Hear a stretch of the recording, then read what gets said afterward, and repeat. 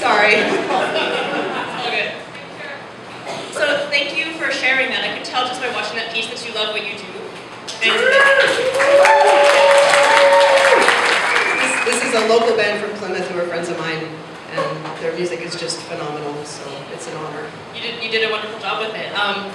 So you created a really beautiful sense of reverence at the beginning of your piece before the fire even began to happen. And I know a lot of people here work with props and they light, and that's when the performance starts. Can you talk about the way you used your movement and the gesture to create the performance before you lit up? How it started as soon as you began moving. Can you talk about that process?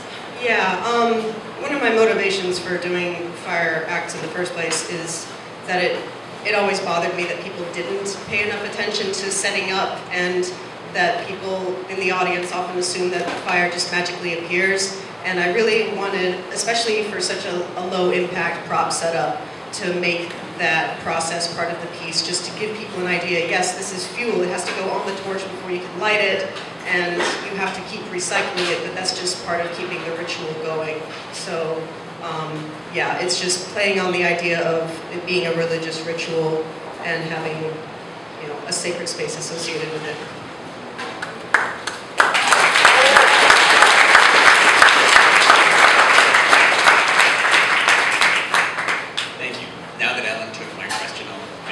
Can't hear you? Oh, now that Ellen took my question, let's see if I can figure one out real quick.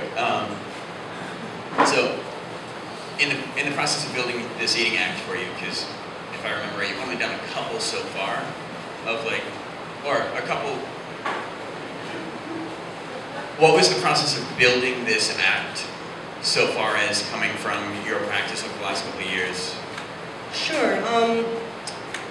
Well, I really, for this act, wanted to include more spinny stuff rather than it just being, you know, eating trick 1, flushing trick 2. Like, I wanted there to be more kind of background movements. But at the same time, we're inside, so I didn't want to do lots of fancy, boy spinny stuff. So it was really just a matter of plotting out the music and deciding, all right, which points are the peak points that are worth doing eating and flushing to, and which ones are kind of the filler building up to those peak moments that I should just fill with whatever kind of gestures that I can. And in future iterations, I hope that this act would have like real good boy tech with the torches. So someday.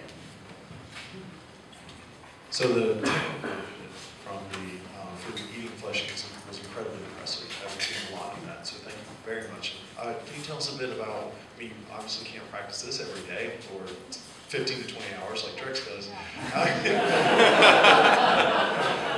What do you go about to perfect the kind of techniques that you have? And that was real fire. Yeah. No, I kept the fake stuff at home tonight.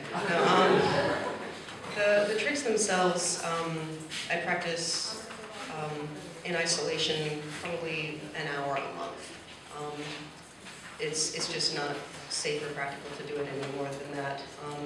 As far as stringing them together, I tend to leave a lot of room for improv, and there are only a few specific moments where I really want a particular trick to be in time with the music, like the first light, that one puff, the last extinguish.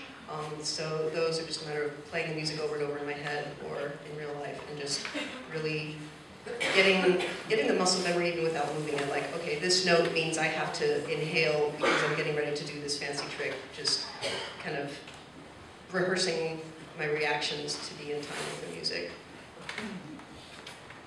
Thank you very much. That was great.